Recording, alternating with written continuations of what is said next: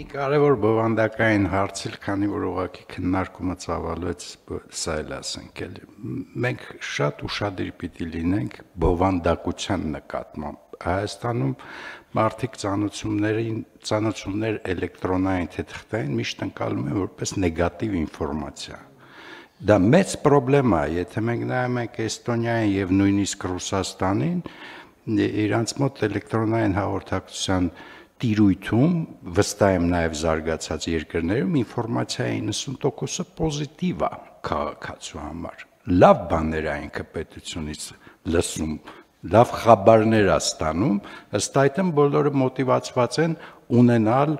մասնակից լինել հարթակի, ունենալ կոմունիկացիա պետության հետ։ Մեր մոտ եթե պետությունը քեզ ծանոթությունով փնտրում, անպայման մի